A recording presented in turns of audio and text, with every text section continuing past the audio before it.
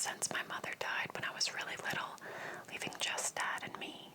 Christy's been like my sister, and Miss Thomas is like my mother. Christy's parents got divorced a few years ago, and her dad walked out, but my father has not been like a father to Christy.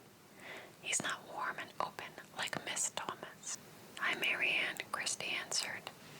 We ran across our front lawn, scrunching through the remains of January snow, and met between our houses.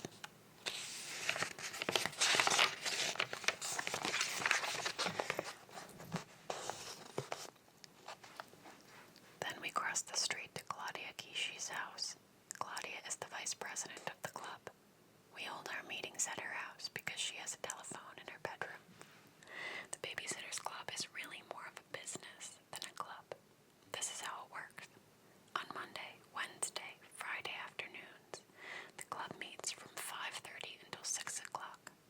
Our clients call us on Claudia's line to tell us when they'll need babysitters. Then one of us takes the job. It's simple but brilliant. It was Christy's idea. The great thing is that with 4 of us taking the calls, anyone who needs a babysitter is bound to find one. Of course, our club isn't perfect. For instance, the members, Christy, Claudia, me, I'm the secretary, and Stacy McGill, who's our treasurer, are only 12 years old. The latest we can stay out is 10 o'clock. In fact, only Stacy is actually allowed out that late, although recently sometimes Claudia has been allowed to sit until 10 too. Christy and I have to be home by 9:30 on weekends and 9 o'clock on weeknights. That nearly cost us our club. Recently, another bunch of girls copied us and set up a business called the Babysitters Agency. They were older than us and could stay out until all hours. A lot of our clients started using them instead, but the agency folded because the kids who worked for it weren't great babysitters.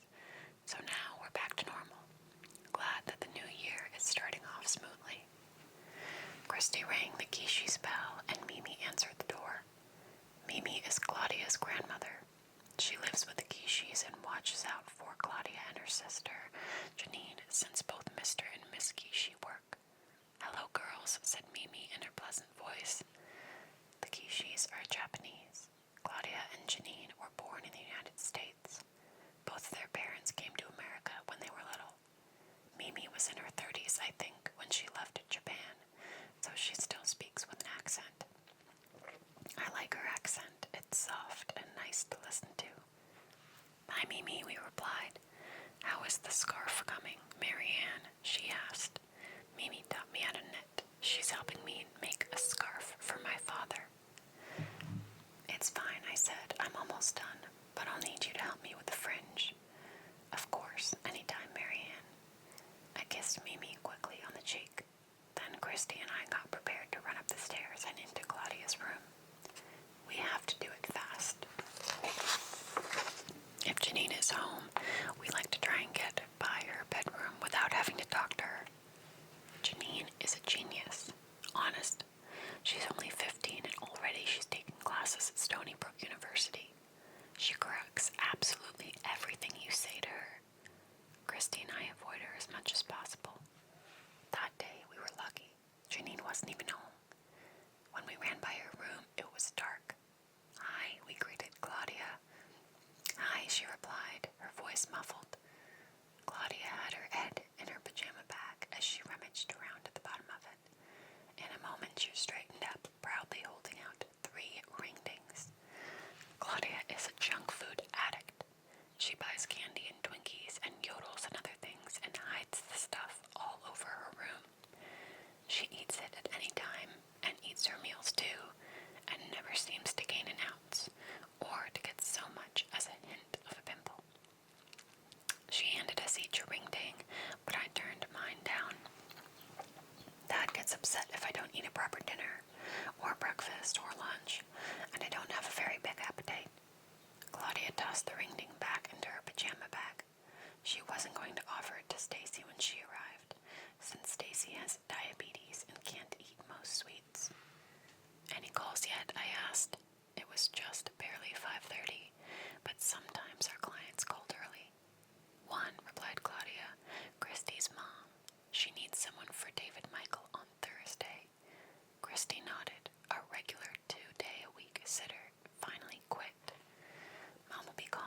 often for a while. Christy has 2 brothers in high school, Sam and Charlie, and a little brother, David Michael, who's 6.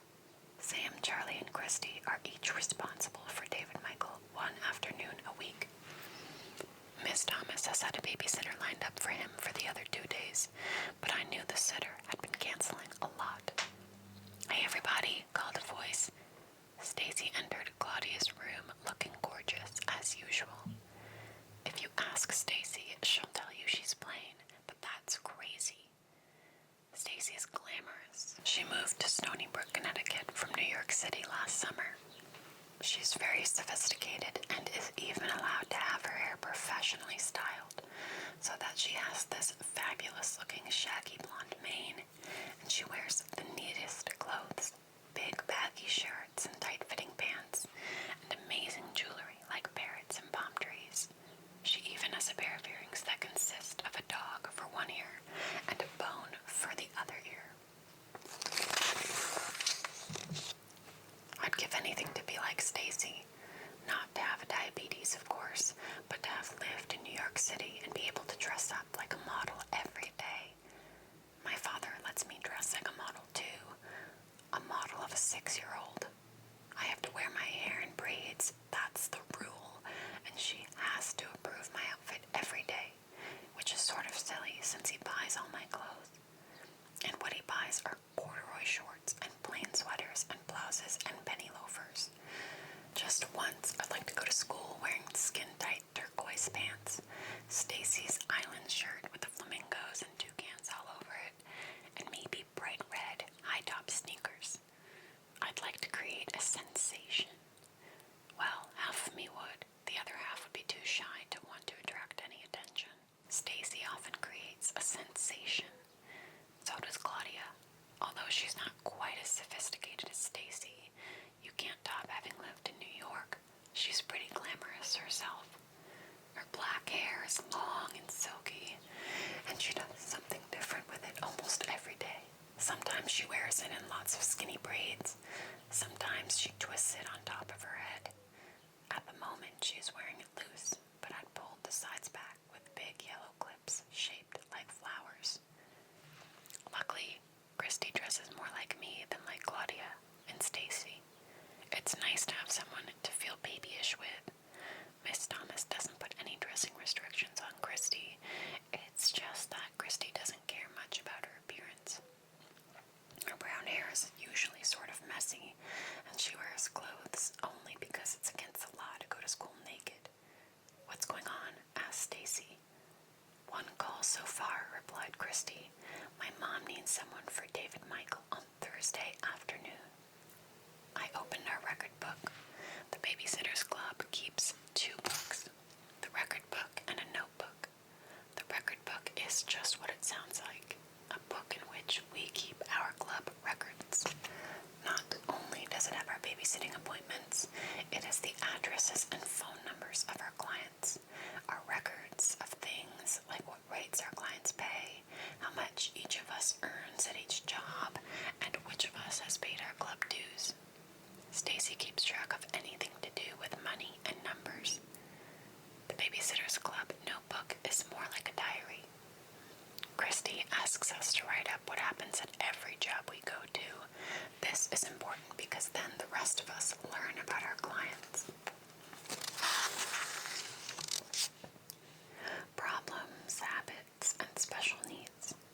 For instance, after Claudia babysat for Eleanor and Nina Marshall for the first time, she wrote up the job and mentioned that Nina is allergic to strawberries. Since we all have to read the notebook entries, it wasn't long before the whole club knew never to give Nina a strawberry. As you can see, our club is well run and well organized. We have Christy to thank for that, even if she is bossy sometimes. Well, a lot of the time. I turned to the appointment section of the record book. "Let's see," I said. "Thursday. Claudia, you're the only one free. Do you want to sit for David Michael?" "Sure," she answered. I entered the job information in the book, and Claudia called Miss Thomas back at her office to tell her who the sitter would be. As soon as she hung up, the phone rang. Claudia answered it since her hand was still on the receiver. Hello, Babysitters Club. Yes. Oh, hi. Saturday afternoon. I'll check and call you right back. Okay, bye. I had already turned the pages of the record book to Saturday. That was Watson Christie. He needed someone for about 2 hours on Sunday from 2 till 4. Watson is Christie's mother's fiancé. They plan to get married in the fall. Watson's divorced, just like Miss Thomas, and has 2 little kids, Karen, who's 5, and Andrew, who's 3. They stay with him every other weekend. When Watson becomes Christie's stepfather, Karen and Andrew will become her stepsister and stepbrother. Even though Christie loves Karen and Andrew and would want the job on Saturday, our club rule is to offer each job to everybody. Well, I said, it looks like nobody is babysitting on Saturday so far. No, Stacy said, but I have a doctor's appointment, and Mimi's taking me shopping then, said Claudia. Well, that leaves you and me, I told Christie. You can have the job. I know you want to see Karen and Andrew. Thanks, replied Christie happily. I was being nice, but I was also being chicken. There's this weird old woman, Miss Porter, who lives next door to Watson. Karen says she's a witch and that her name is really Morbid Destiny. She's very frightened of her.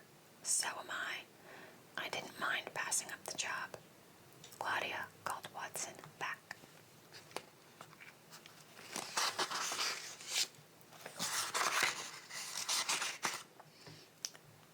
The phone rang 2 more times, and we set up 2 more jobs. The next time it rang, Christie answered it. Hello, the Babysitters Club. Hi, Miss Newton. Miss Newton is one of our favorite clients. She has an adorable little boy named Jamie and a new baby. Lucy wasn't even 2 months old. Miss Newton didn't let us sit for Lucy very often, so a call from her was pretty exciting. Claudia and Stacy and I listened eagerly to Christie's end of the conversation, wondering if Miss Newton needed a sitter for just Jamie, or Lucy too. Each of us was hoping for the chance to take care of the new baby. Yes, Christie was saying. Yes, oh, Jamie and Lucy. Claudia and Stacy and I squealed in delight. Friday till 8. Friday, 6 till 8. Of course, I'll be there. Great, see you. She hung up. Christie would be there. What happened to offering jobs around? Claude and Stacy and I stared at each other. I don't know what my face looked like, but I could see a mixture of horror and anger on the others' faces. Christie, however, was beaming. She was so thrilled at the possibility of taking care of Lucy that at first she didn't even realize what she'd done. The Newtons are giving a cocktail party on Friday, and they need someone to watch the kids while they're busy with the guests, she explained. I'm so excited. 6 till 8. I'll probably get to give Lucy a bottle. Christie broke off, finally realizing that nobody else looked nearly as happy as she did. Oh, she said. Sorry. Christie, Claudia exclaimed. You're supposed to offer the job around. You know that. It's your rule. I'd like to sit for Lucy too. So would I, asked Stacy. So would I, added Stacy. Me too. I checked our record book, and we're all free then. Boy, said Claudia sullenly. She produced a large piece of chewing gum from under her quilt on the bed, unwrapped it, popped it in her mouth, and chewed away. Some people around here sure are job hogs. I said I was sorry, exclaimed Christie. Besides, look who's talking. Uh-oh, I thought, this doesn't sound good. What do you mean, look who's talking? Said Claudia. Well, Stacy began, I could tell that she was trying to be polite. You have done that. You have done that a lot yourself. Remember that job with Charlotte Johansson and the one with the Marshalls?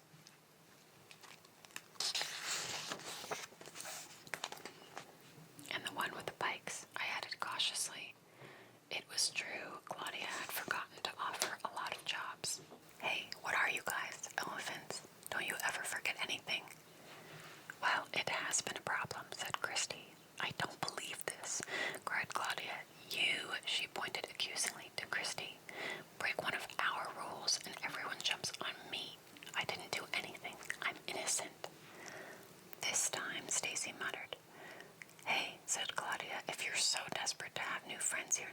Brooke. Don't argue with the ones you've got. Is that a threat? Exclaimed Stacy. Because if it is, I don't need you guys. Don't forget where I'm from. We know. New York. It's all you talk about. I was going to say, Stacy went on haughtily, before I was interrupted, that I'm tough, and I'm a fighter, and I don't need anybody. Not stuck-up job hogs. She looked at Claudia, or bossy know-it-alls, Christy, or shy little babies, me. I am not a shy little baby, I said, but as soon as I said it, my chin began to tremble and my eyes filled with tears. Oh, shut up, Christy said crossly. Sometimes she has very little patience with me. But I'd had it. I jumped to my feet. No, you shut up, I shouted at Christy. And you too, I said to Stacy. I don't care how tough you are or how special you think you are because of your dumb diabetes. You have no right. Don't call Stacy's diabetes dumb, Claudia cut in. And don't bother to stick up for me, Stacy shouted back at Claudia. Don't do me any favors. No problem, Claudia replied icily. Hey, said Christy suddenly. Who were you calling a bossy know-it-all before? Who do you think? Replied Stacy. Me, Christy glanced at me. Don't tell me to shut up and then expect me to help you, I told Christy. Christy looked as if someone had just informed her that the scientists had discovered that the moon was in fact made of green cheese. Maybe I am shy, I said loudly, edging toward the door, and maybe I am quiet, but you guys cannot step all over me. You want to know what I think? I think you, Stacy, are a conceited snob, and you, Claudia, are a stuck-up job hog. And you, Kristen Amanda Thomas, are the biggest, bossiest know-it-all in the world, and I don't care if I ever see you again. I let myself out of Claudia's room, slamming the door behind me so hard that the walls shook. Then I ran down the stairs. Behind me, I could hear Claudia, Stacy, and Christy yelling at one another. As I reached the Gishi's front hall, Claudia's door slammed again. 2 more pairs of feet thundered down the stairs. I ran home, half hoping that either Christy or Stacy would call after me, but neither one did.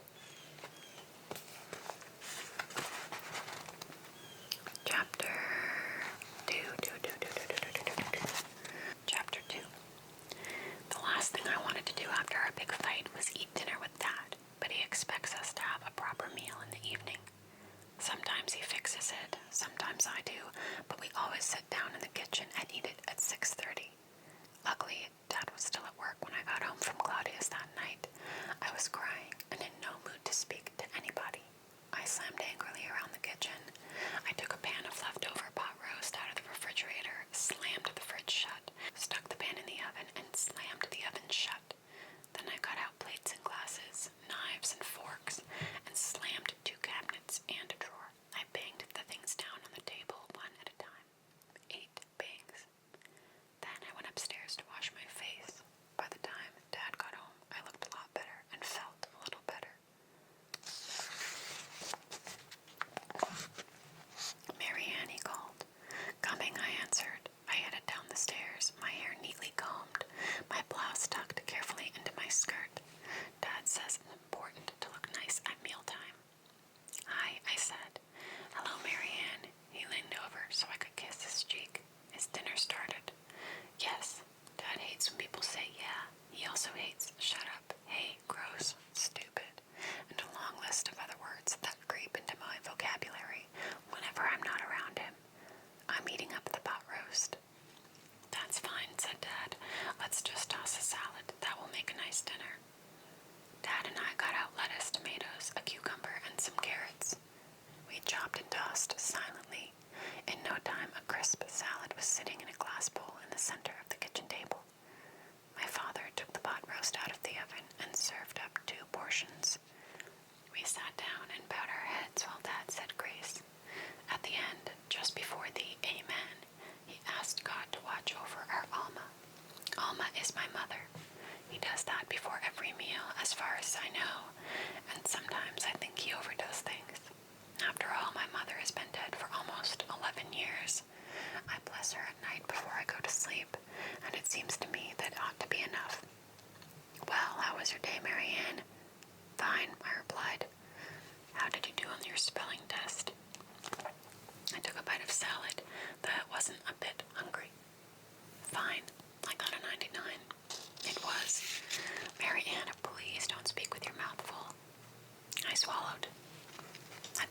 99, I repeated. It was the highest grade in the class. That's wonderful. I'm very proud of you. Your studying paid off. I nodded. Did you have a meeting of your club this afternoon? Yes. Christy, Claudia, and Stacy are all surprised that Dad allows me in the club and to do so much babysitting. What they don't know is that the only reason he likes our business is that he thinks it teaches me responsibility and how to plan ahead, save money, and that sort of thing. What went on? Anything special? Dad attempted a smile. I shook my head. There was no way I was going to tell him about the fight we'd had. Well, said Dad, trying hard to make conversation, my case went very well today.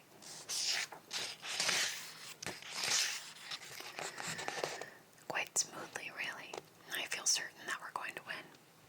I shifted uncomfortably in my seat. I didn't know what case he was talking about, but I had a feeling I should have known. He'd probably told me about it. That's great, Dad. Yes, thank you. We ate in silence for several minutes. This case is interesting because it demonstrates the extreme importance of honesty in business dealings, he said finally. Always remember that, Marianne. Be scrupulously honest and fair. It will serve you in good stead. All right, Dad. We ate in silence again, and it dawned on me that Dad and I sat across from each other at the table twice a day each weekday, and 3 times a day on the weekends. If a meal averaged half an hour, that meant we spent over 400 hours a year eating together, trying to make conversation, and we barely knew what to say to each other. He might as well have been a stranger I just happened to share food with 16 times a week. I pushed my pot roast around my plate. You're not eating, Marianne, my father said. Are you feeling all right? Yes, fine. Are you sure you weren't filling up on snacks at the quiches, were you? No, Dad, I promise. I guess I'm just not very hungry. Well, try to eat your vegetables at least. Then you may start your homework. Dad made starting my homework sound like some kind of reward. I forced down as much as I could manage. Then my father turned the radio on and listened to classical music while we cleaned up the kitchen. At last, I escaped to my bedroom. I sat down at my desk and opened my math book. A clean sheet of paper lay before me, along with 2 sharpened pencils and a pink eraser. But I couldn't concentrate. Before I had made so much as a mark on the paper, I got up and flopped down on my bed. I remembered calling my friends a conceited snob, a stuck-up job hog, and the biggest, bossiest know-it-all in the world. I sincerely wished I hadn't said those things. Then I remember being called a baby and being told to shut up. I sincerely wished Stacy and Christy hadn't said those things. I wish I could talk to somebody. Maybe I could phone Claudia. The only thing she'd said that afternoon was for me not to call Stacy's diabetes dumb, which really wasn't mean. But I'm not allowed to use the phone after dinner unless I'm discussing homework. I could ask my father for special permission to use the phone for non-homework business, but he'd want to know what that business was. I sighed. I glanced out my window. The side window of my bedroom looks right into the side window of Christy's bedroom next door. Her light was off, the room dark. I sat cross-legged on my bed and gazed around. No wonder Stacy had called me a baby. My room looks like a nursery. There's no crib or changing table, but basically the room hasn't changed since I was 3. It's decorated in pink and white, which my father had just naturally assumed every little girl would like. But the truth is, I like navy and yellow. I like yellow and navy blue. Pink is one of my least favorite colors. The curtains, which are made of pink flowered fabric and are tied back with pink ribbons. The bedspread matches the curtains. The rug is pale pink shag, and the walls are white with pink baseboards.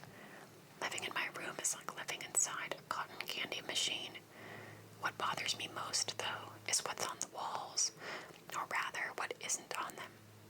I've spent a lot of time in Christy's and Claudia's rooms, and I've been in Stacy's room twice, and I've decided that you can tell a lot about the people who use those rooms just by looking at the walls.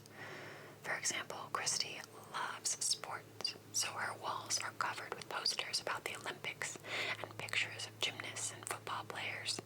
Claudia is an artist, and her own work hangs everywhere. She changes it often, taking down old paintings or drawings and putting up new ones. And Stacy, who misses New York more than she'll admit, has tacked up a poster of the city at night, another of the Empire State Building, and a map of Manhattan. Here's what were on my walls: a framed picture of my parents and me, taken the day I was christened, a framed picture of Humpty Dumpty before he broke, and 2 framed pictures of characters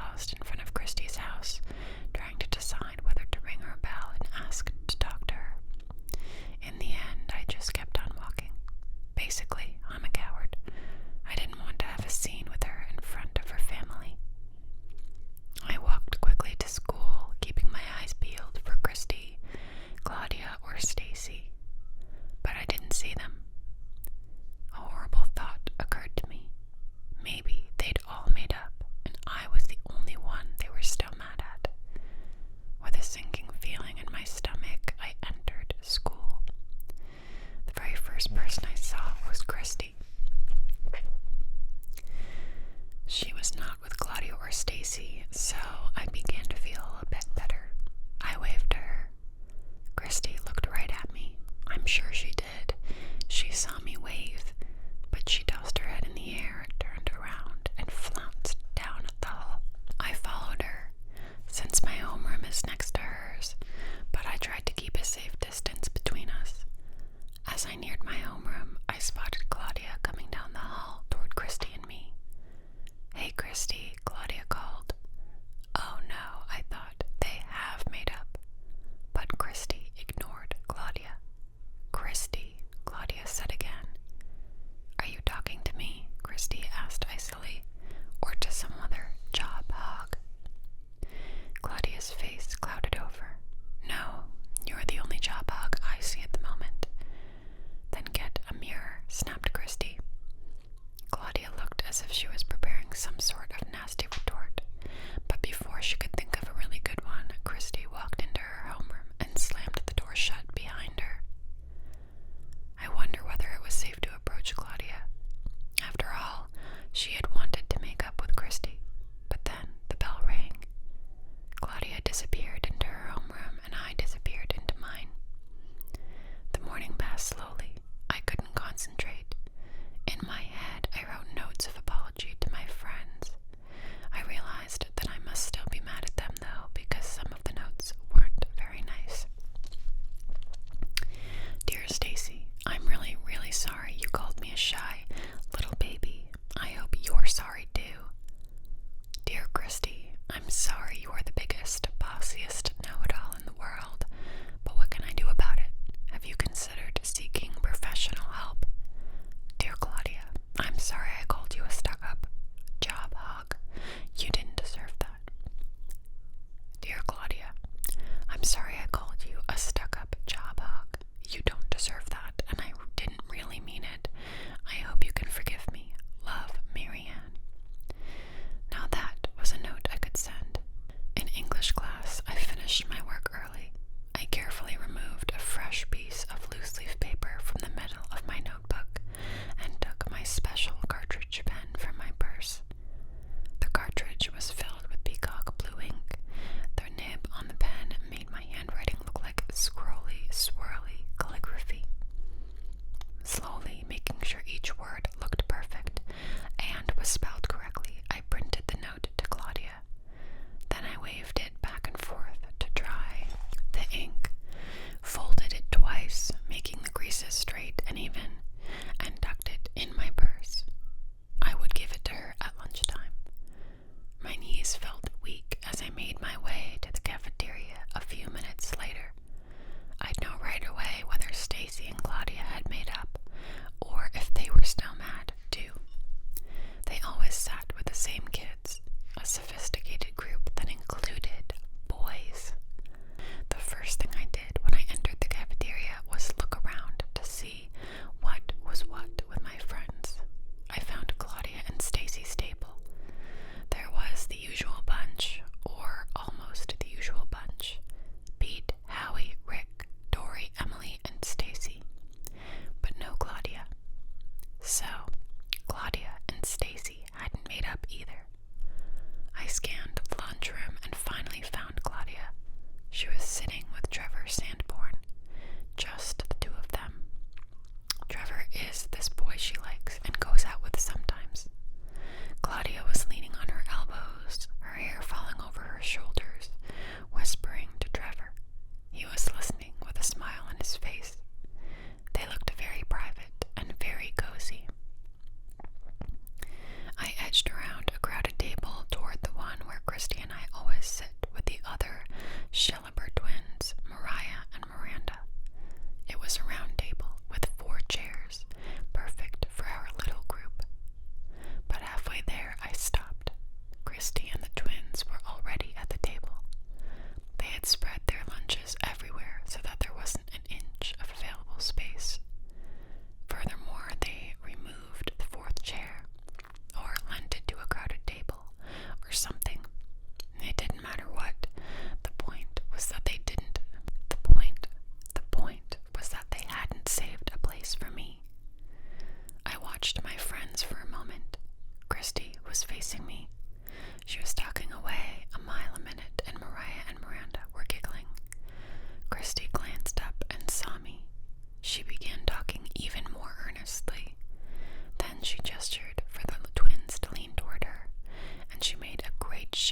whispering in their ears and laughing loudly. I turned around. Suddenly I felt like a new kid at school. I didn't know who else to sit with. Ever since middle school began, I'd been eating with Christy, Mariah, and Miranda. I knew that if Christy were in my shoes, she had just joined some other group of kids, even if she didn't know them very well. But I'd die of embarrassment first. I could never do that. I walked around the cafeteria until I found an empty table. I plopped down in a chair and opened my lunch bag. Since I pack my own lunch, I never have to eat things I don't like, such as liverwurst sandwiches. On the other hand, there are never any surprises. Treats, yes. Surprises, no. I spread a paper napkin on the table and arranged my lunch on it. Peanut butter sandwich, apple juice in a box, potato chips, banana. I looked it over and realized I wasn't hungry. I was still staring at it when a voice next to me said, "Excuse me, could I sit here?" I glanced up. Standing uncertainly by my side was a tall girl with the blondest hair I had ever seen. It was so pale it was almost white, and a tongue straight and silky to her rear end. "Sure," I said, waving my hand at all the empty chairs. She sat down with a sigh, placing a tray in front of her. I looked at her lunch and decided I was glad I had brought mine. I knew Stacy and Claudia think Christy and I are babies because we still bring our lunches to school, but the macaroni casserole on the girls' tray looked really disgusting, and it was surrounded by mushy, bright orange carrots, a limp salad, and a roll that you'd need a chainsaw to slice. The girl smiled at me shyly. "You must be new, too," she said. "New?" I blushed. "Why else would I be sitting alone?" "Oh," I stammered. No, it's just, my friends are all absent today." "Oh," the girl sounded disappointed. Are you new?" I asked after a moment. She nodded. "This is my second day here. Nobody ever wants the new kid to sit at their table, and I feel embarrassed sitting alone.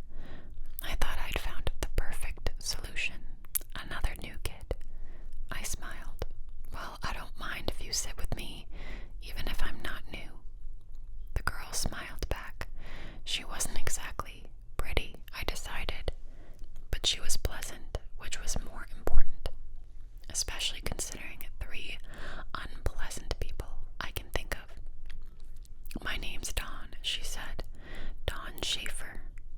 "Dawn," I repeated. "That's such a pretty name." "I'm Mary Ann Spear."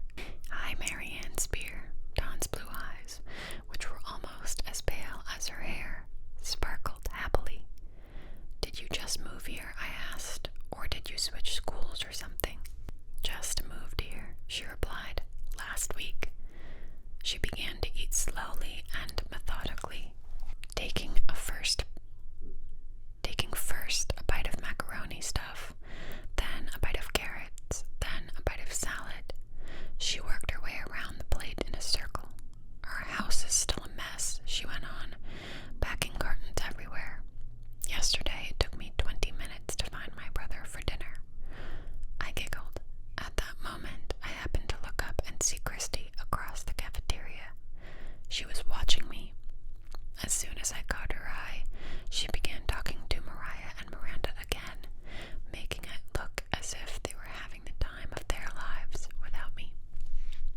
Well, 2 can play at that game, I thought. Even though I have never been much good at talking to people I don't know well, I leaned across the table and put my head next to Dawn's conspiratorially. "Do you want to know who the weirdest kid in school is?" She nodded eagerly. He happened to be sitting at the table next to Christy's. I took advantage of that to point in her direction. "It's Alexander Kurtzman, the one wearing the 3-piece suit. See him?" I whispered. Dawn nodded. "Don't ever try to butt in front of him on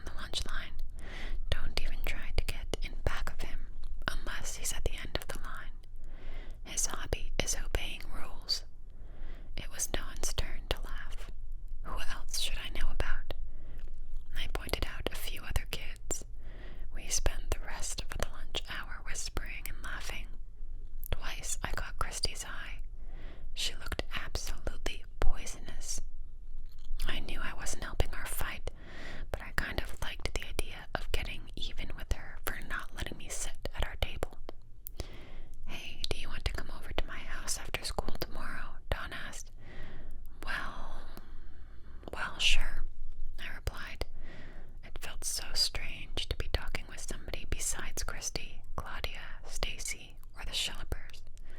I wasn't sure that I'd ever made a new friend all on my own.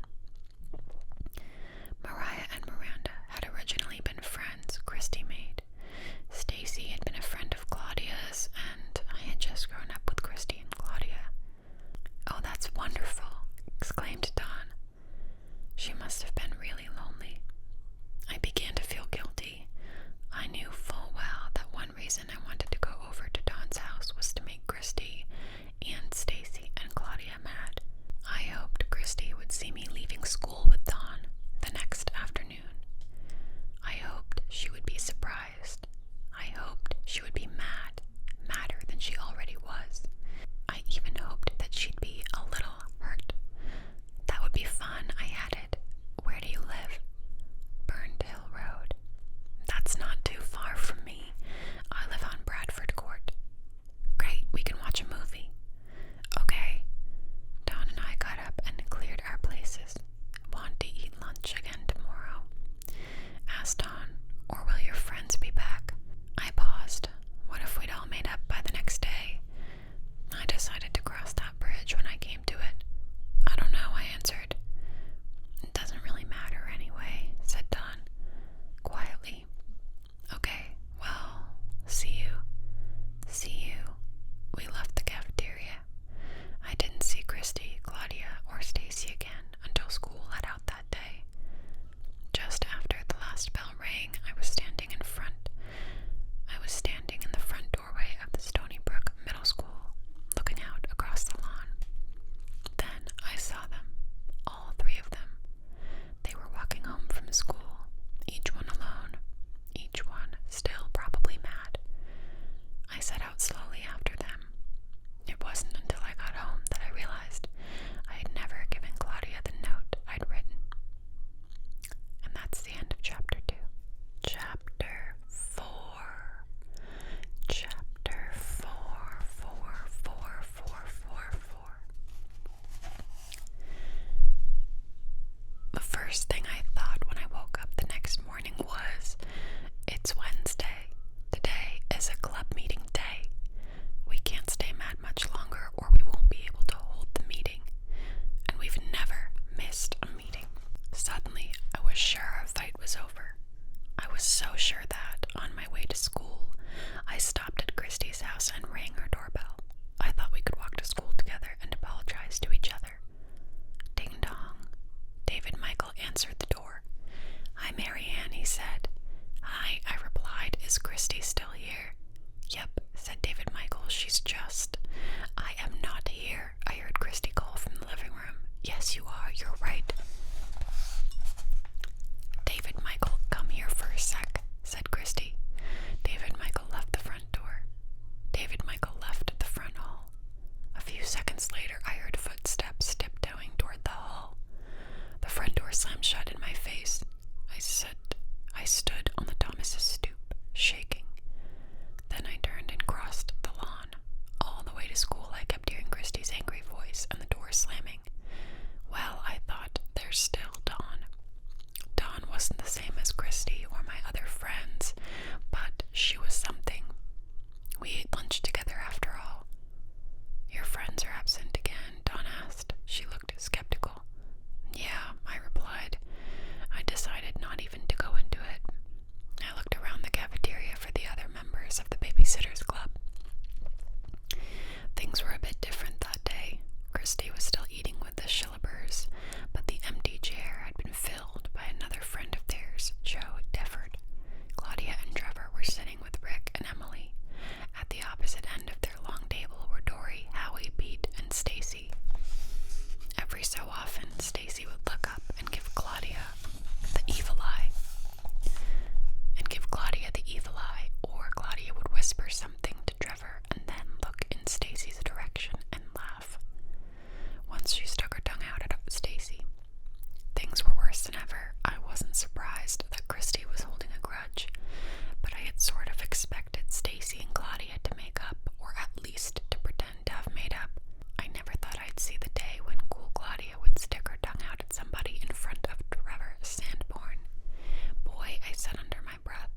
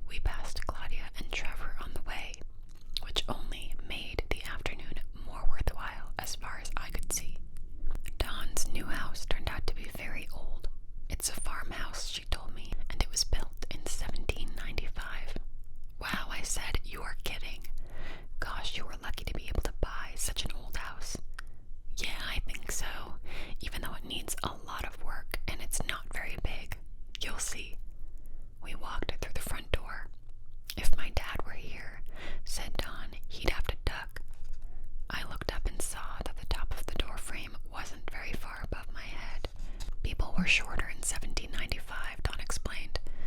I stepped inside, pulling the door behind me closed. I was standing in the middle of a room strewn with packing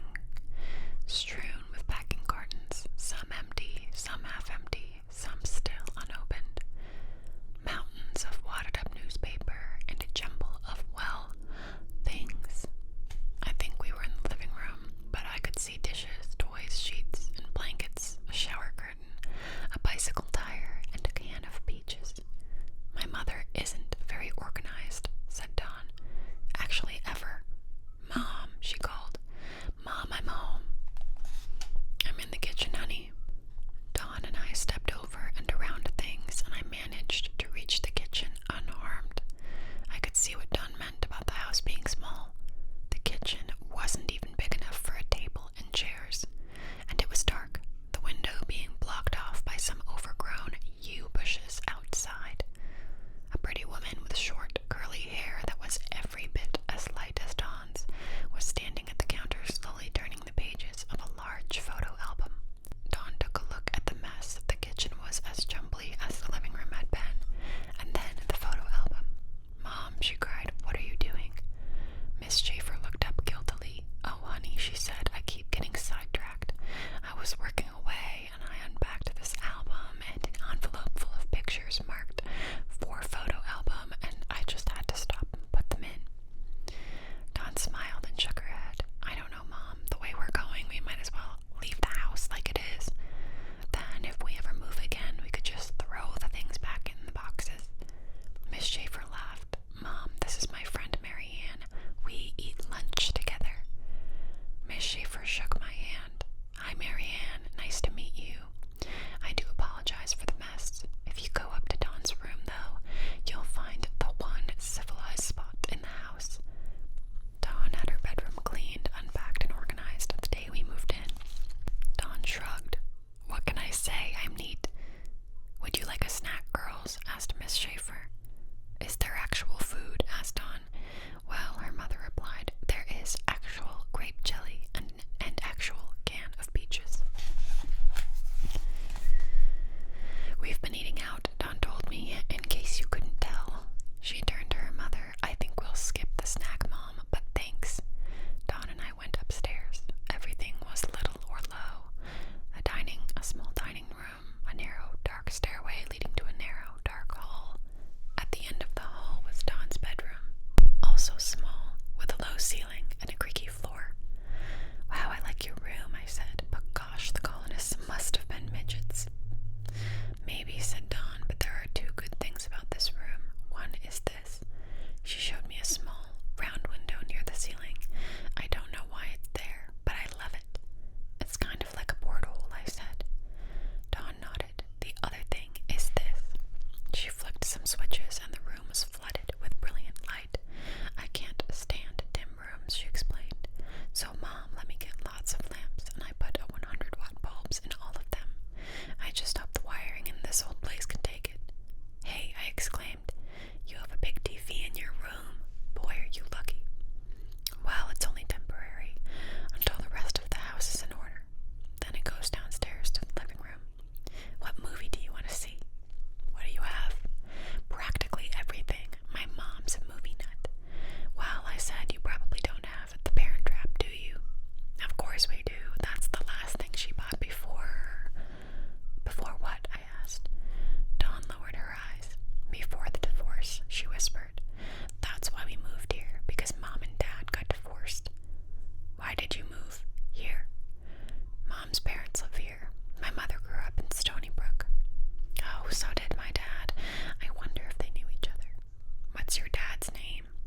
Richard Spear. What's your mom's name? I mean, what was her name before she got married? Sharon, Porter. I'll have to ask my father. Wouldn't it be funny if they knew each other? Yeah. Dawn was still staring at the floor. Hey, I said, I guess it's awful when your parents split up, but there's nothing wrong with it, you know. Lots of kids have divorced parents. Christy Thomas, my next-door neighbor, has been a divorced kid for years. And her mom dates this nice divorced man, and I was about to tell her that the parents of the Schilleber twins were divorced, but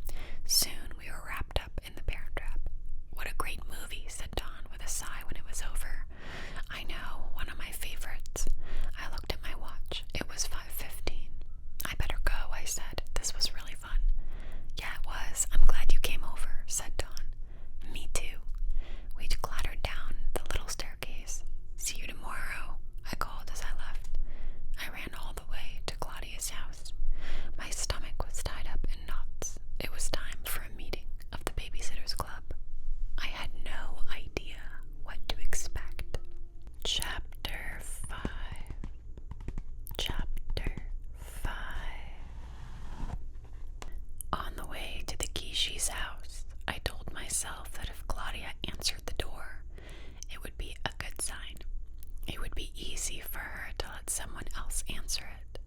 So if she made the effort, then it probably meant she wasn't so mad anymore. I rang the bell.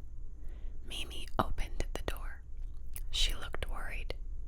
"Hello, Marianne," she said solemnly.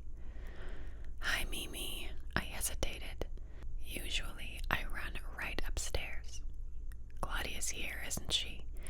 "Yes, of course. Stacy is here too." I knew she wanted to say something more, but was too tactful. "Well, I'll go on up too. See you later, Mimi." I walked up the stairs, dashed by Janine's room, and entered Claudia's. There was Stacy and Claudia. Stacy was sitting cross-legged on the bed, staring at her hands. Claudia was seated stiffly in her director's chair, gazing out the window. Neither one spoke when I entered the room. Remembering what had happened at Christy's house that morning, I decided not to be the one to make the first move. I sat down tentatively on the floor. The phone rang. Claudia was nearest to it, so she took the call. "Hello, the Babysitters Club." "Oh, hi. A Saturday morning. Okay. I'll call you right back. Goodbye." Finally, I thought, now someone will have to say something. Claudia hung up the phone. "The Johansons. They need someone for Charlotte on Saturday morning. Who's free?" "I am," said Stacy to her hands. "Marianne." I shook my head. "I'm not either," said Claudia. "I guess it's yours, Stacy." "Fine." Stacy managed to look pleased through her anger. "Charlotte is her favorite kid." "What about Christy?" I asked. "She's not here," said Claudia shortly, "and she knows the rules. She made the rules. If she doesn't phone to tell us she'll be late or she can't make it, then she misses out on jobs. I'll call Dr. Johansson and tell her that she," Claudia shot a dirty look at Stacy, "will be babysitting." When she turned to dial the phone, Stacy stuck her tongue out at her. Claudia finished the call and hung up. No one said a word. A few minutes later, the phone rang again. When it was on its third ring, Claudia said, "Somebody else get it this time. I'm not a slave." I answered it. "Hello. Oh, hi, Miss Thomas. Is Christy sick or something? She's where?" "Oh, no, it's not important. For David Michael." "Sure, I'll call you right back." I hung up. "Christy," I said, in case anybody was interested, "is over at the Schillebers' house, and Miss Thomas needs someone to watch David Michael on Thursday afternoon. I'm free." "So am I," said Claudia. "So am I," said Stacy. Uh-oh. When that happens, we usually start saying things like, "Well, I have 2 other jobs this week, so you can take this one." Or, "I know you haven't had a chance to sit for David Michael in a while, so you take it." Somehow, I didn't think anybody was going to say anything like that. I was right. Instead, Claudia cut out 3 scraps of paper, drew a star on one, folded them in half, tossed them in a shoebox, and said, "Everybody pick one. The person who gets the star sits for David Michael." Claudia chose the star. "Hey," cried Stacy, "you knew which one it was." "I did not," exclaimed Claudia. "How would I know that?" "You made the scraps of paper." "Are you calling me a cheater?" "You said it, I didn't." Oh, brother, I thought, here we go again. In the end, Stacy allowed Claudia to keep the job. The phone rang 2 more times before the end of our meeting, and we managed to set up the babysitting jobs without actual violence. At precisely 6 o'clock, Stacy stood up and marched out of Claudia's room without so much as a word. Claudia and I looked at each other, but Claudia didn't say anything either, so I followed Stacy. Mimi watched us walk silently out the front door. As we stepped onto the lawn, Stacy broke into a run, but for some reason I turned around and looked back at the house. Claudia was in her window. I hesitated. Then I waved to her. She flashed me a hopeful smile and waved back. On impulse, I ran up the Kishi steps again, opened the door, called Mimi, and handed her the note I had written to Claudia. I ran across the street to my house. My father hadn't come home yet.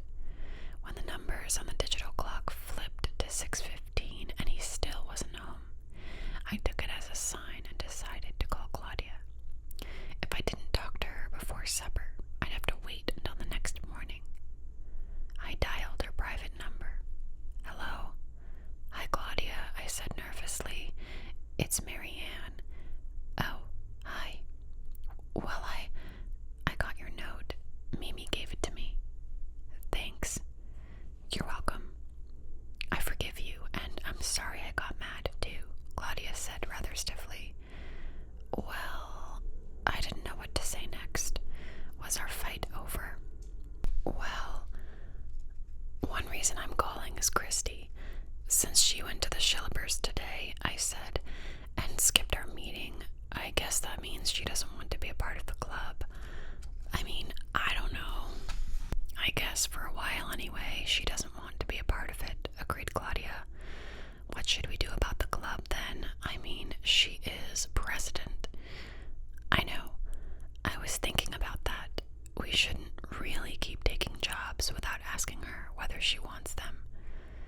"Yeah, on the other hand, she should come to the meetings." Claudia didn't say anything. "Claude, I just don't know what to do. Stacy is almost as mad as Christy is." "What's strange," I said, "is that Christy hasn't said she wants the club to go out of business. She's just ignoring it. And the club is her business. Why would she let us run it without her when we're the ones she's mad at?" Claudia was probably shrugging her shoulders. "Maybe you and I should talk to Stacy and Christy tomorrow and see what they want to do. We certainly can't keep having meetings like the one we just had.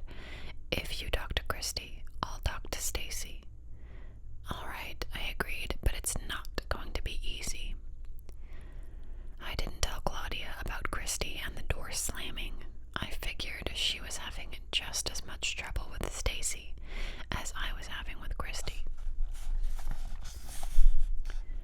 How was I supposed to talk to Christy?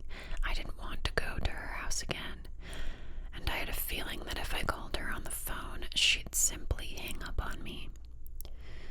The only thing left to do was to surprise her. I ambushed her at school the next morning as she came out of the girls' room.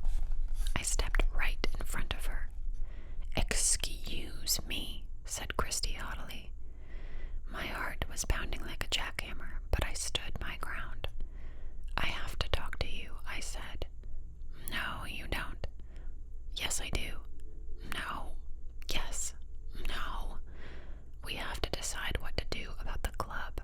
Are you out of it?" "Out of it? It's my club."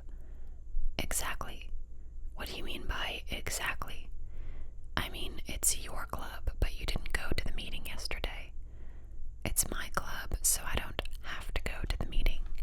Christy was still staring at me. At last, she managed to stay. "You just invited her over to your house." At last, she managed to say. "You just invited her over to your house." "Right, but you never ask anyone over except me. You don't even usually invite Claudia or Stacy over." I shrugged. Dawn's a good friend. Christy narrowed her eyes.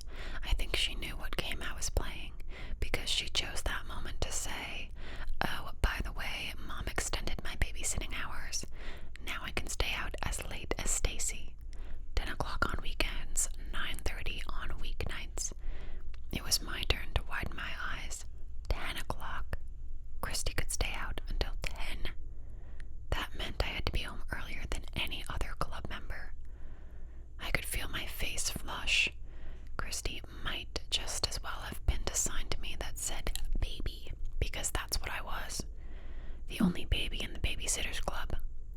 Christy walked off, smirking. I hung my head, mad at Christy and mad at my father. I knew I had to do something. But what? Chapter 6. According to our new emergency operating procedures, the Babysitters Club meetings were handled by one club member at a time. was my first day. Since Claudia and I were speaking, she stayed in her room with me, but we stuck to Christie's new rules, and I took all but one of the jobs that afternoon. The last call that came in was from a woman named Miss Preciso. I knew the Precisos slightly. They live on Burnt Hill Road, not far from Dawn, and are friends with the Pikes, the 8-kid family our club members often said for. I had met the Precisos several times at the Pikes. "Hello, the Babysitters Club," I said when I answered Miss Preciso's call. "Hello, this is Madeline Preciso, over on Burnt Hill Road. To whom am I speaking?" "To whom is she speaking?" "This is Mary Ann Spear," I said. "Oh, Mary Ann, hello dear, how are you?" "Fine, thank you," I replied politely. "How are you?" I should mention here that the Precisos, all three of them, look extremely prim and proper. But Miss Preciso is the only one who acts that way too. She's fussy and fastidious, kind of like the neat half of The Odd Couple. She's always polite and usually appears to have stepped right out of the pages of one of those magazines that gives tips on getting out hard to remove stains and baking the perfect loaf of zucchini bread. She buys 3-piece suits and monogrammed handkerchiefs for the Precisos. And Jenny, their 3-year-old daughter, well, Miss Preciso dresses her as if every day were Easter Sunday. She puts ribbons in her hair and lazy socks on her feet. Miss B probably thinks jeans is a dirty word. Poor Jenny doesn't seem to be the prim, fastidious type at all. Neither does Mr. B. When I'm around him, I usually have the feeling that he'd rather be dozing in front of the TV in overalls, a t-shirt, and mismatched socks. And Jenny tries hard, but she isn't what her mother wants her to be. Miss B and I chatted for a minute or so and then got down to business. "I know this is last minute, dear," she said, "but I need a sitter for Sunday afternoon. Mr. Preciso and I have been invited to a tea." "What time does it start?" I asked. 4 o'clock. I should think we'd be home by 6 or 6:30. "Okay, I'll be there." "That's wonderful, dear. Thank you. I'll see you at 4. Goodbye." I hung up the phone thoughtfully. The afternoon at the Precisos could be pretty interesting. On Sunday afternoon, I rang the Precisos' doorbell promptly at 3:30.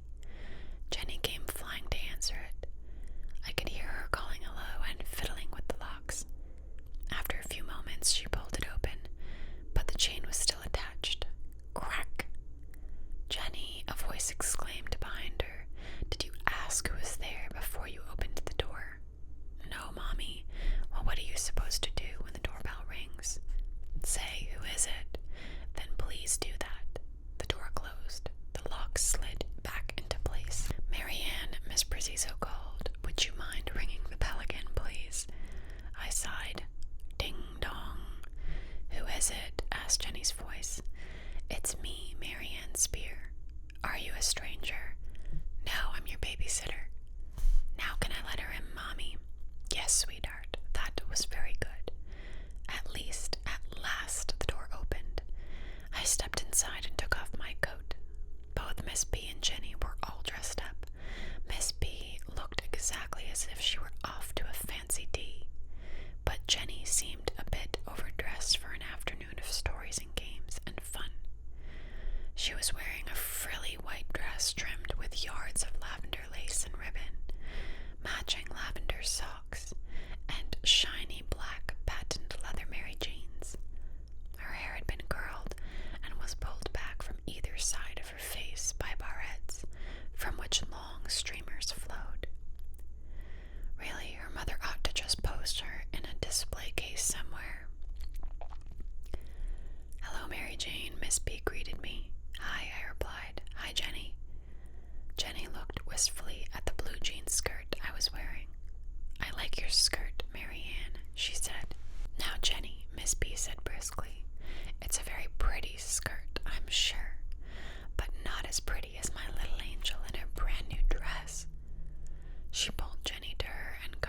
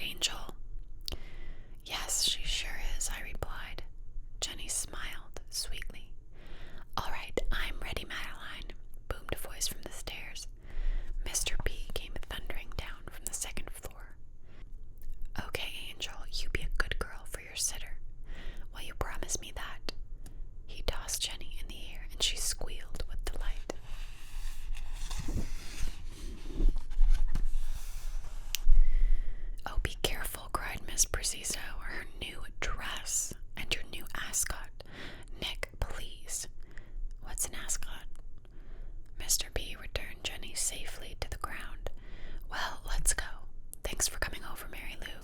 Mary Ann, Jenny corrected him. Miss B stood in front of her husband. She straightened his tie, adjusted his jacket, and arranged the handkerchief in his pocket so that it was absolutely straight, and the monogram was perfectly centered. Then she turned around and stood next to her husband. "How do we look?" she asked me. I glanced at Jenny. Jenny was watching me. I blushed. "You look somehow very nice didn't sound like enough. You look like a picture out of a magazine," I finally said. And they did, all posed and stiff. Miss B appeared confused, but recovered quickly. "Why, thank you, dear." There was a pause. "You're welcome," I said to fill the silence. "Now we'll be at the Elliott Taggard's this afternoon," said Miss Prezioso. "Their number is written on the message board in the kitchen, and the emergency numbers are right next to the phone. If we're not home by 6 o'clock, you can give Jenny a sandwich for supper." "Okay," I said. Jenny and I walked her parents to the back door. "Have fun," I called as they climbed into their car. I closed the door and leaned against it for a few seconds. "Well," I said to Jenny, "what do you want to do first?" Jenny flopped on the couch in the playroom and pouted. "Nothing." "Oh, come on," I said brightly. "There must be something you want to do. We have 2 hours to play." Jenny stuck out her lower lip and shook her head. Well, in that case, I'll just play with the Kid by myself." Kids were something Christy had dreamed up to make us babysitters as much fun as possible for our charges.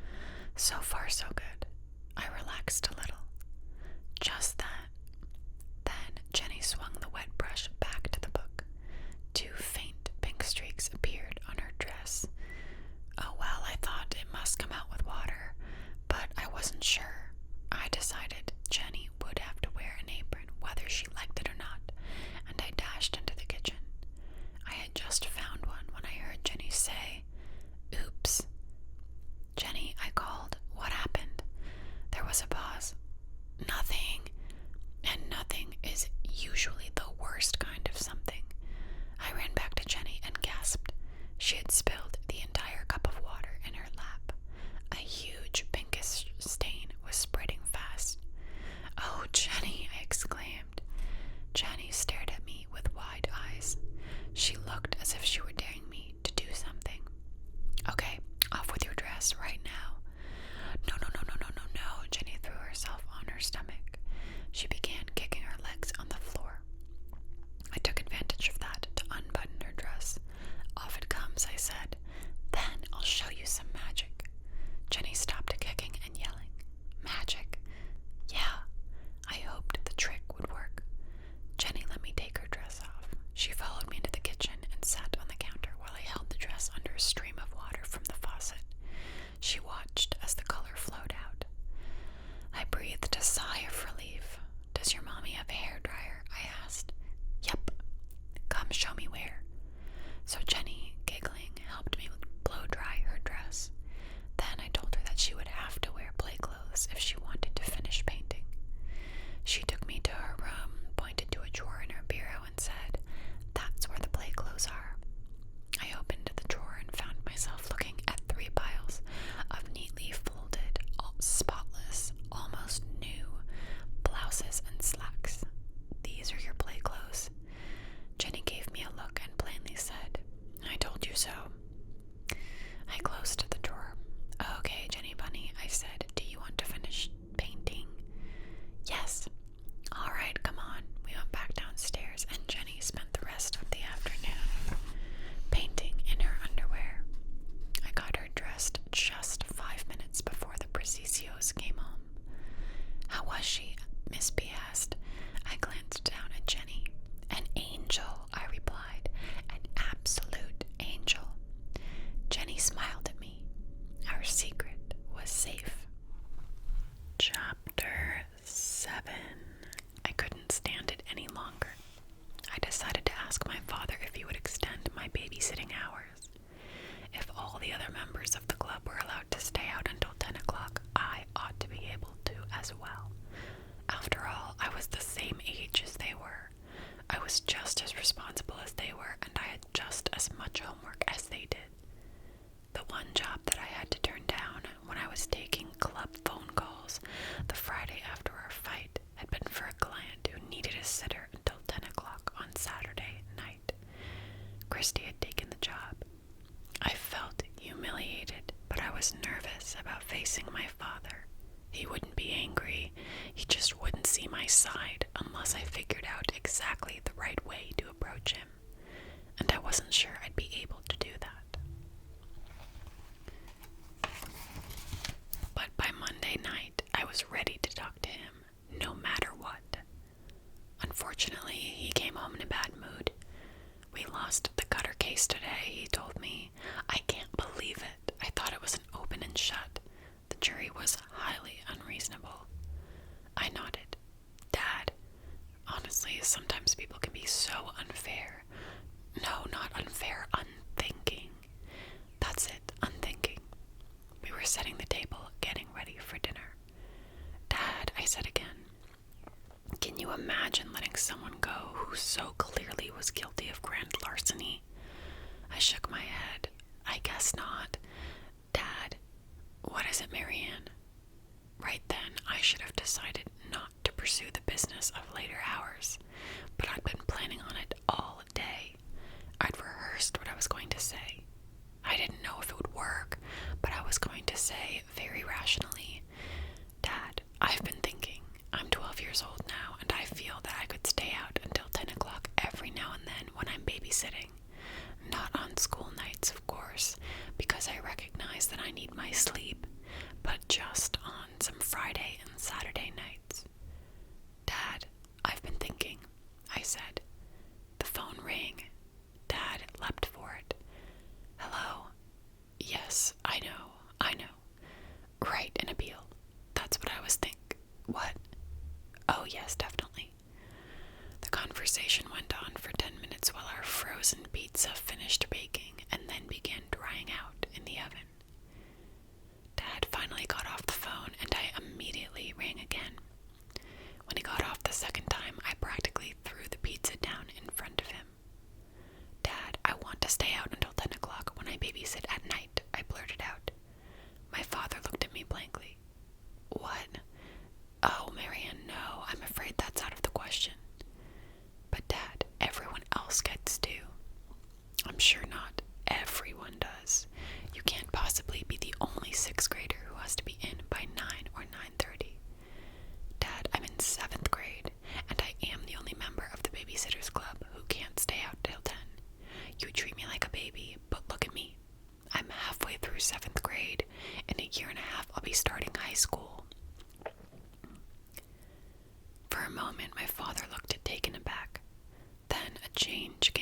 father's face.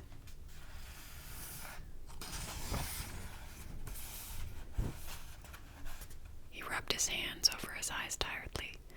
At last he said softly, "It's not easy for a father to raise a daughter alone. I have to be both a father and a mother. On top of that, I'm not home much. I'm doing the best I can. But Christy and Claudia and Stacy, what Christy and Claudia and Stacy and their parents do is not our concern. That's not fair. Don't you think Miss Thomas is a good mother?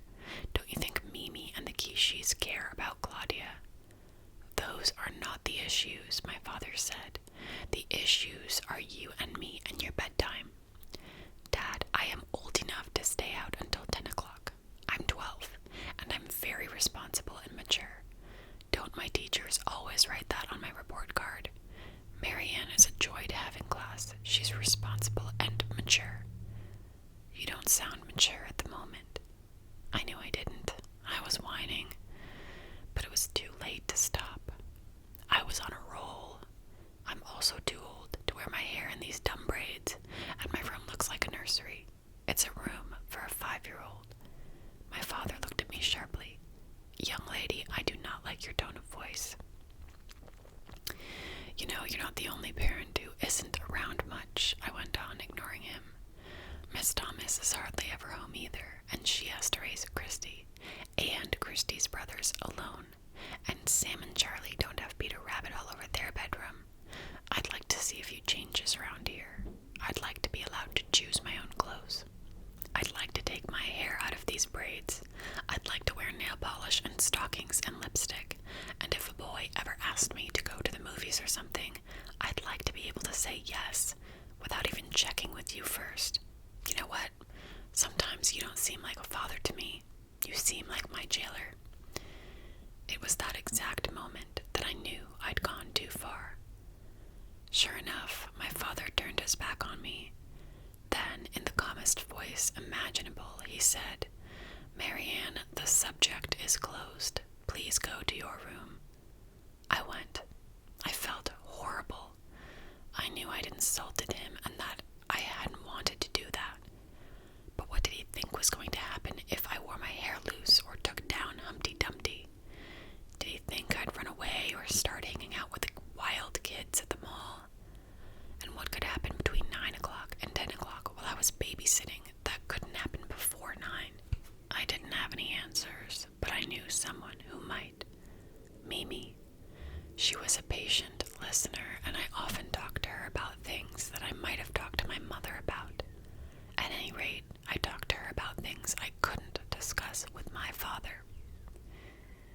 I paid her a visit after school the next day. I had apologized twice to my father that morning, and he said he'd accepted my apology. But things were a little chilly between us. "Hi, Mimi," I greeted her.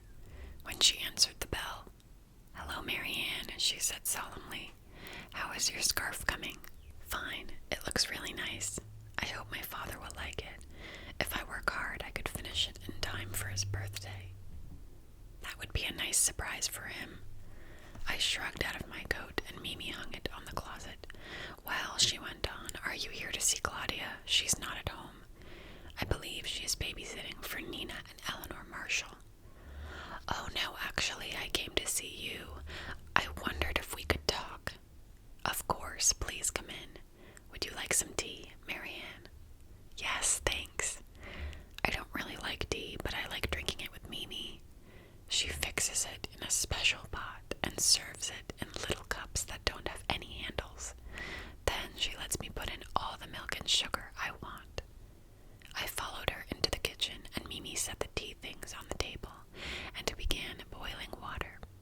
She took some crackers out of a tin and arranged them on a plate. When everything was ready, we sat down across from each other. Mimi poured the tea, straining the leaves out of my cup, but letting them flow into hers and sink to the bottom. I began adding milk and sugar. Mimi took hers plain and strong. "It's very dreary weather," Mimi commented, looking out at the barren trees being lashed about by the wind and soaked by the chilling rain that had fallen all day. "Yeah," I agreed, this weather, Mimi continued, I always think of spring. Snowy weather makes me glad for winter, but raw, gray weather makes me wish winter was over. Perhaps we will be lucky and the groundhog will see his shadow. I smiled. That would be great. And how are you surviving this dreariness? I looked at Mimi. Her black hair, which had long been streaked with white, was pulled away from her face and fastened into a bun just above her neck. She wore no jewelry and no makeup, and her face was wrinkled and creased. I thought she was beautiful. Maybe it was because she always seemed so serene. I'm surviving the dreariness okay, I guess, I replied, but I'm not surviving my father very well. Mimi, do you think I act like a normal 12-year-old? Tell me what you mean by normal. You know, like other 12-year-olds. Am I about as responsible and mature and smart as other 12-year-olds? And do I have pretty much the same interests they do? Now, most adults might have said something like, that sounds like a loaded question, or what are you really asking? But Mimi put her teacup down, sat back in her chair, and considered me. At last she replied, yes, you seem like a normal 12-year-old to me. You do not wear the clothes that Claudia does, but I do not think that means anything. You are very responsible, and you also seem very mature. But you are serious too, and I know it is not wise to confuse gravity with maturity. She had almost lost me, but all that counted was she thought I seemed like any other kid my age. Mimi, I went on, how come I'm not allowed to make my room more grown up? You know what's on my walls? Alice in Wonderland and Humpty Dumpty. Do you know who Humpty Dumpty is? Oh yes, he is the shattered Eggman. I giggled, then remembered the reason for our discussion and became serious again. Right, but he's from a Mother Goose nursery rhyme. A nursery rhyme, Mimi. Nursery rhymes aren't for 12-year-olds. They're not even for little kids. They're for babies. But Dad won't let me take Humpty down. He won't even let me leave Humpty where he is and put new posters up next to him. He won't let me wear my hair down or put on nail polish or stay out past 9:30 at the absolute latest. And Claudia, Stacy, and even Christy are allowed to do all those things and a lot more. Every time I turn around, I'm facing another one of my father's rules. You can't ride your bike downtown. You can't wear pants to school. You can't do this or this or this. I paused to catch my breath. Mimi raised her eyebrows slightly. I know it is not easy for you, she said slowly.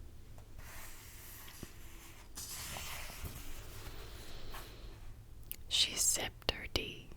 And I suppose you have heard people say that your father is doing the best he can. I nodded. It seemed as if everyone in the world had said that at some time or another. Well, I will tell you something that I have often told my Claudia. If you do not like the way things are, you must change them yourself. But I've tried, I exclaimed. Perhaps you have not found the right way yet. If this is truly important to you, then there is a right way to change it. And I know that you, my Marianne, will find that way. At that moment, Claudia burst into the kitchen. What did you just say? She asked accusingly. Claudia, you are finished babysitting already, said Mimi. Claudia ignored the question. I heard you, she cried, glaring at Mimi. You called her. She switched her glare to me. My Marianne. Why, yes, I did, Mimi said quietly. But I'm the only one you call yours. You don't even say my Janine. I thought I was the only one. I had rarely seen Claudia upset. Not when she got bad grades, and not when we thought the Babysitters agency was going to put our club out of business. She was standing in front of us with tears running down her cheeks. Then she turned and ran. I could hear her feet pounding up the stairs along the hall to her bedroom. "Oh no," I said to Mimi. "Please do not worry," she told me. "That was my fault. I was not thinking. I will talk to Claudia and repair our misunderstanding." Mimi stood up. I rose too. "Thank you, Mimi," I said. Mimi gave me a hug, then headed upstairs. I let myself out the front door. And what was the right way to change things? I wondered. I knew that I would have to discover it myself.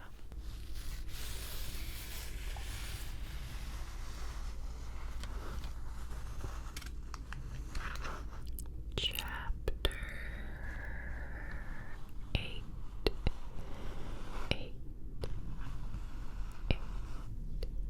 Chapter 8. Tuesday, January 20th. I am so made. I know this notebook is for writing up our sitting jobs so we can keep track of club problems. Well, this is not a sitting job, but I have a club problem. Her name is Marianne Spear, or as she is otherwise known, my Marianne. Where does Marianne get off being so chummy with Mimi? Isn't fair. It's one thing for Mimi to help her with her knitting, but today they were sharing tea in the special cups, and Mimi called her my Marianne. No fair. So, there. Wow, was Claudia ever mad? Mimi had apologized and tried to explain things to her, but Claudia stopped talking to me anyway, which meant that once again, not one of the members of the Babysitters Club was talking to the others. Twice recently, I had tried waiting for Christy at my window with the flashlight after my father said goodnight to me. The first time, Christy's room stayed dark. The second time, she didn't bother going to the window. Her shade was up, and I could see her in her room, doing her homework, talking to her mother, and playing with Louie, the Thomas's collie. But she never once even looked toward her window. How long would our fight go on? I considered telling Dawn about it, and decided not to. The next time it was my turn to answer the Babysitters Club phone calls, I didn't have nearly as easy a time as I'd had before.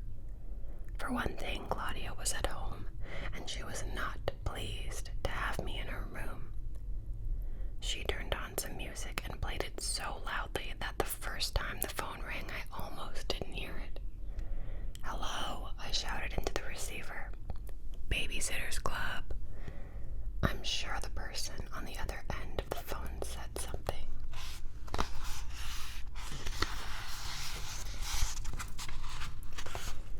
But all I could hear was dum-dee-dum-dee-dum-dum.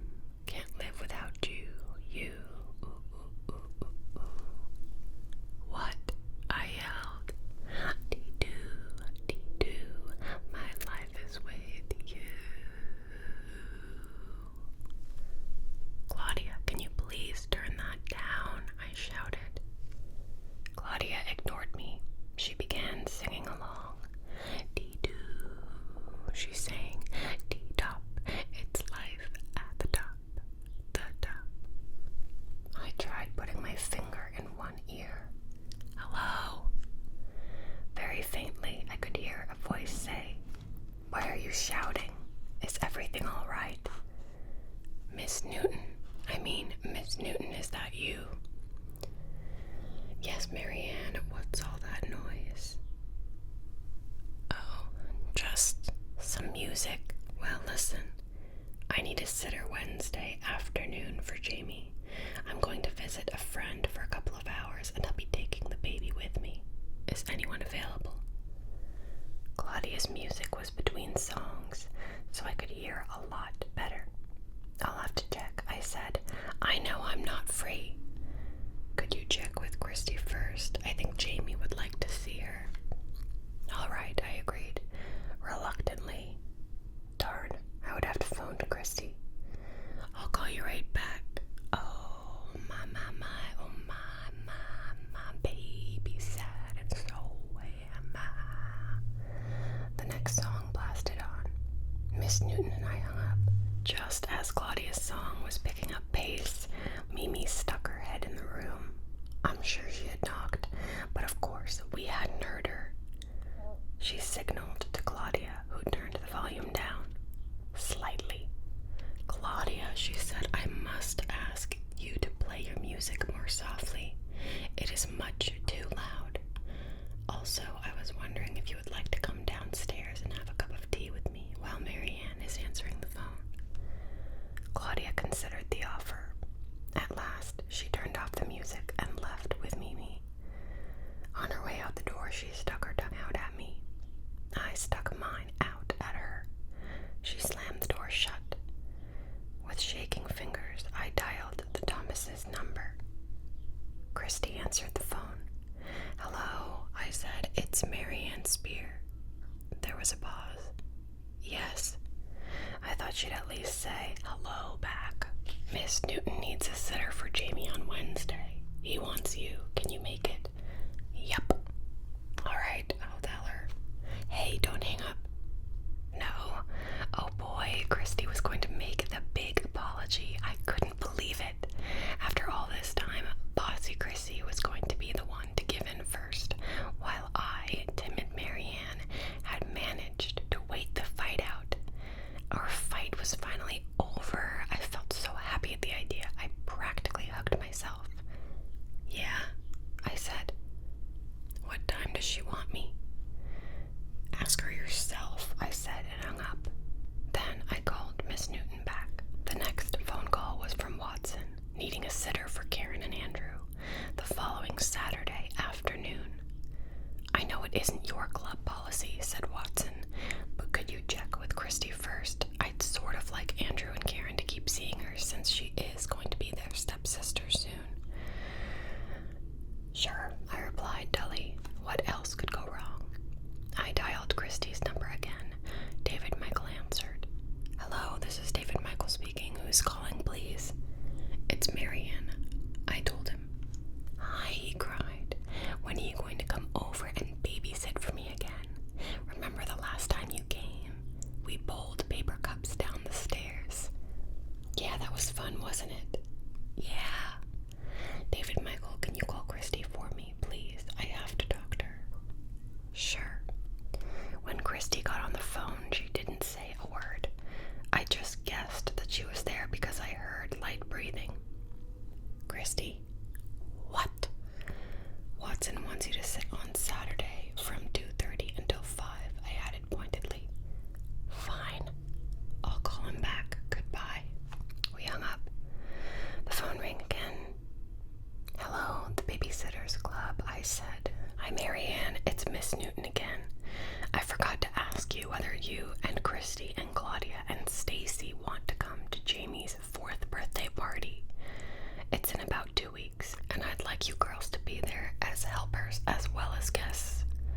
We've invited 16 children, so I'm going to need lots of help. Sure, I exclaimed. I mean, if we can make it, it sounds like fun. I'll have to call the other girls. Miss Newton gave me the information about the party, and I began to call the club members. Luckily, Stacy wasn't home, so I left a message with Miss McGill for Stacy to call Miss Newton. 1 down, 2 to go. I didn't want to call Christy a 3rd time, and I didn't want to talk to Claudia in person either. I flipped a coin. Claudia. I walked downstairs slowly and found her drinking tea from the special cups with Mimi. Claude, I ventured. Claudia put her cup down and covered her ears with her hands. She closed her eyes and hummed loudly. I can't hear you. I glanced helplessly at Mimi.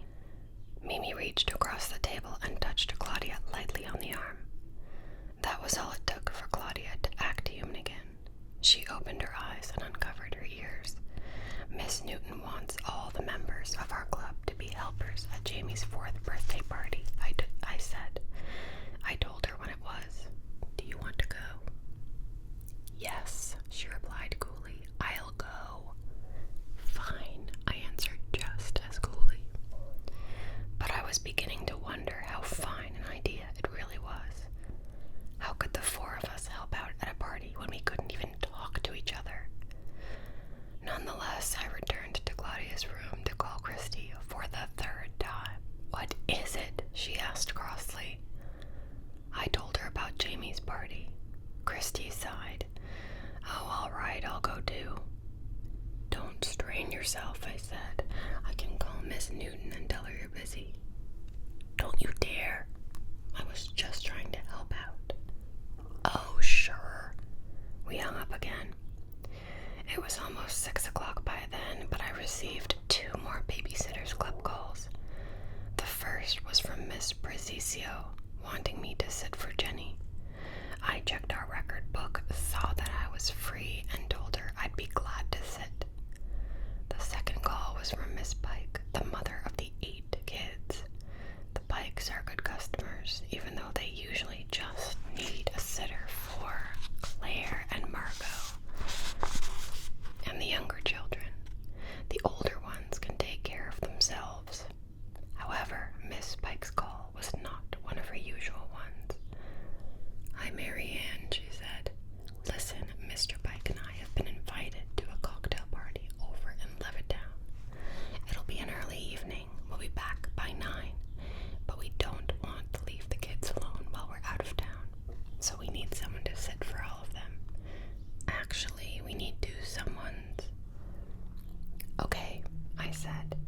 We've done that before, sent 2 sitters over to the Pike brood. Miss Pike gave me the information, and I said I would call her back in a few minutes when I had found out who else was available. I checked our record book. I couldn't believe it. The only person who was free was Christy. I didn't bother to sigh or get nervous. I just picked up the phone and dialed. Christy answered.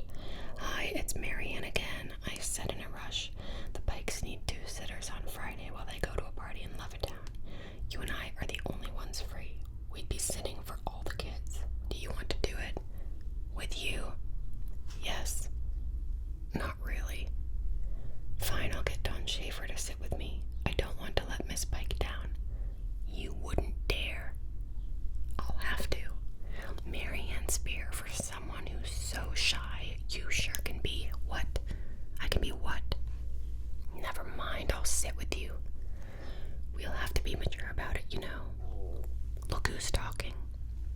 I'm serious, Christy. I don't want the Pike kids telling their parents we were fighting or anything. I think that would be impossible. Why? Because I'm not speaking to you. Good, I said, and hung up on her. Then I noted our job in the record book and called Miss Pike back. I was not looking forward to babysitting with Kristen Amanda Thomas. Chapter 9.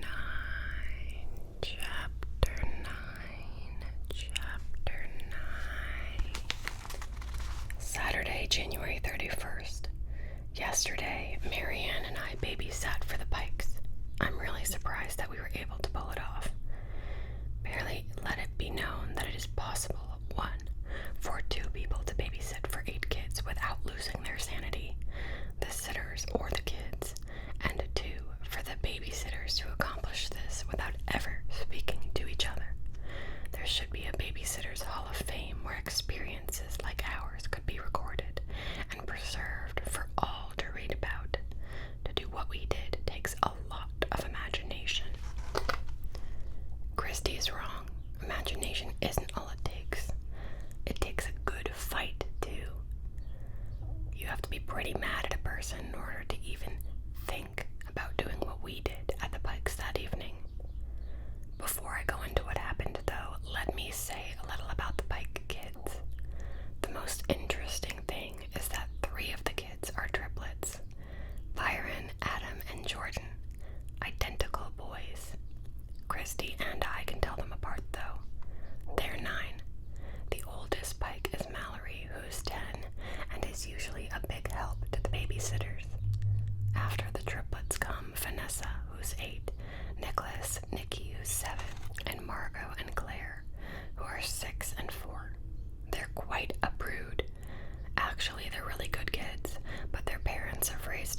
liberally, according to my father, and without batting an eye, they do things I'd never dream of. For instance, Claire sometimes takes off her clothes and runs around the house naked. No one pays a bit of attention. After a while, she just puts her clothes back on. Also, although each of the kids has to be in bed at a specific time, none of them has to turn out the light and go to sleep until he or she feels like it.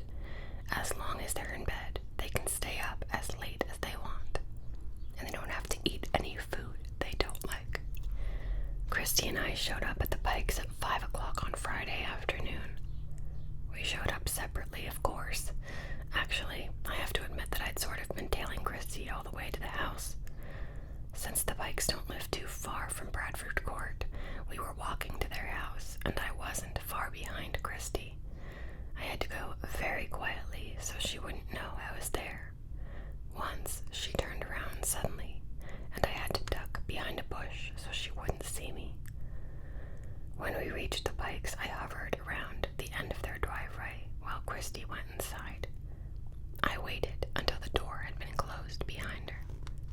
Then I rang the bell. Mr. and Miss Pike were in a rush. Miss Pike let me in hurriedly, and she and her husband started giving Christy and me instructions. They were gone almost before I knew it. As soon as they left, the kids surrounded Christy and me. They like babysitters.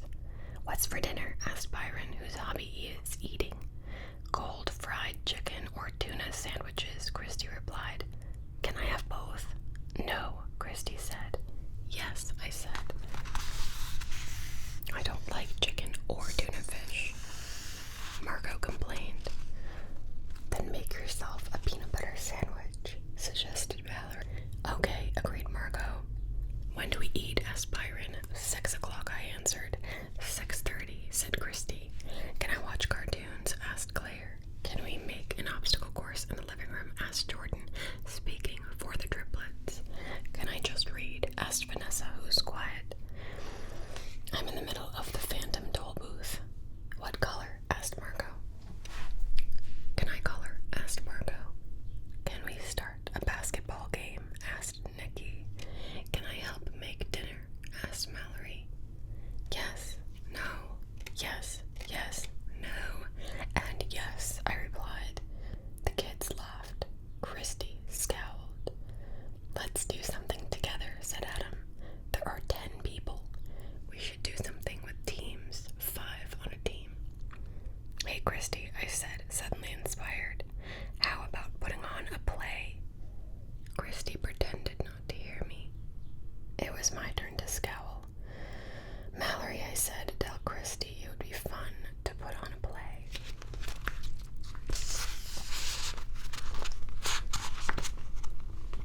"Christy," Mallory began, "Marianne says..." "Hey, how come she didn't hear you, Marianne? She's not deaf." "I know." I tried to think of a way to explain what was going on. We're playing telephone." "We are? Then wait. Okay, everybody," Mallory said to her brothers and sisters. "Let's sit down in a line, right here in the living room.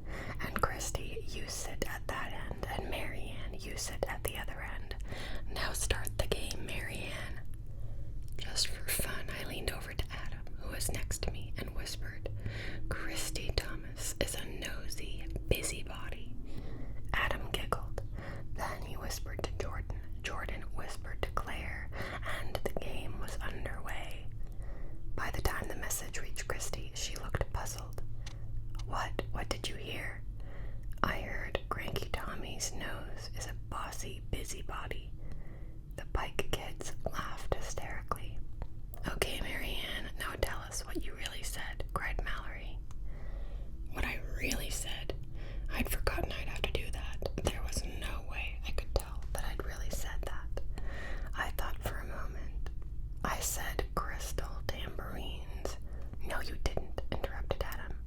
"You said critical. I mean Christopher. I don't know what you said." Everyone was laughing again. "Christy, you start one this time," I suggested. Christy ignored me. "Oh, brother," I whispered to Adam. "Tell Chris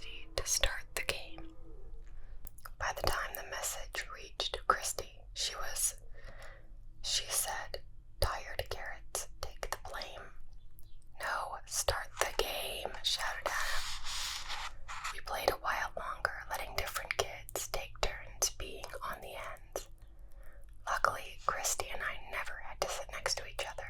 We played a while longer, letting different kids take turns being on the ends. Luckily, Christy and I never had to sit next to each other. Promptly at 6 o'clock, Byron looked at his watch and announced, "It's time for dinner. Let's eat." "Okay," replied Christy. "Into the kitchen, everybody." She seemed to have forgotten that she said dinner was at 6:30. I could see that she planned to take charge. "Wash your hands," I told the kids. "No, we don't have to," said Nikki. "Not unless we want to," said Margot. Christy smirked at me. In the kitchen, pandemonium broke out. 10 people were scrambling around, getting out plates, forks, spoons, and glasses, and pulling food out of the refrigerator. 10 people were scrambling around, getting out plates, forks, spoons, and glasses, and pulling food out of the refrigerator. Christy stuck her fingers in her mouth and whistled shrilly. "Silence." "Now hold it," said Christy. "We need some order," I added. "What?" said Christy. "Did somebody say something?" "She said we need order," replied Mallory. "We need order," Adam told Byron. "We need order," Byron told Jordan. "We need order," Jordan told Vanessa. "We need order," Vanessa told Nikki. "We need order," Nikki told Margot. "We need order," Margot told Claire. Claire hugged Christy around the knees and grinned up at her. "We need order, Christy," she said. "Whatever that is." Christy actually smiled. "Tell Margot to sit down." "Sit down," said Claire, finding her place at the long table in the kitchen. Margot sat. "Sit down," she told Nikki. Nikki sat. "Sit down," he told Vanessa. Vanessa sat. "Sit down," she told Jordan. Jordan sat. "Sit down."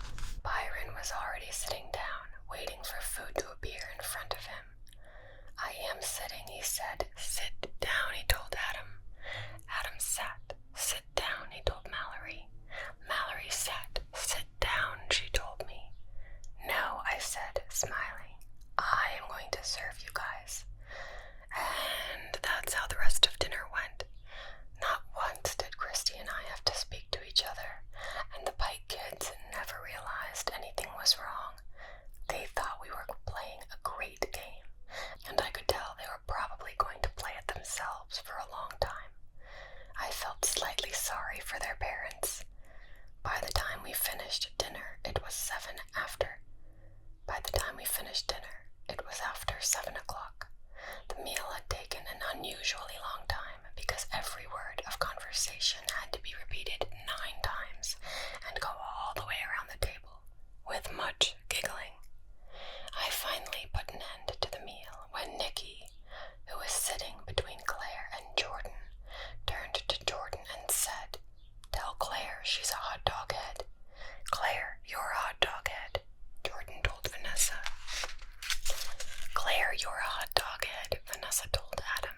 By the time the sentence reached Claire and she said to herself, "Claire, you're a hot dog head," Nikki laughed so hard he spit his milk across the table. "Okay, guys," I said, "dinner's over. Help us clean up and put the dishes in the washer, and then we'll go do something." "Do what?" asked Mallory. "Put on a play," I said firmly, not bothering to look at Christy. I didn't care whether she wanted to or not, and I didn't want the question asked 10 times before I found out. When the kitchen was clean, part of being a good babysitter is leaving a tidy house behind you. I gathered the kids and a reluctant Christy downstairs in the rec room. "Now," I began, "we're going to put on whatever you want," Christy supplied. I tried not to look as angry as I felt. I'd been planning on suggesting a Winnie the Pooh story because there were so many Pooh characters, and I thought that even Claire and Margot would know some of the tales. But at Christy's words, everybody started shouting. "The Phantom Doll Booth," cried Vanessa. "Spider-Man," yelled Adam and Jordan. "Peter Rabbit,"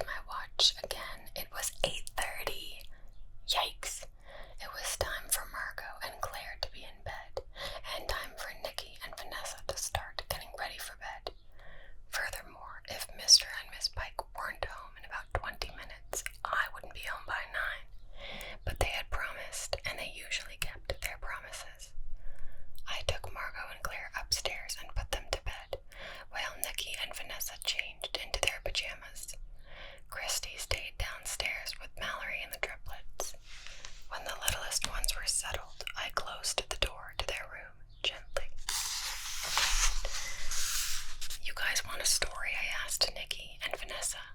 Yes, we're in the middle of Baby Longstalking. So we read a few pages. I looked at my watch. 5 minutes to 9.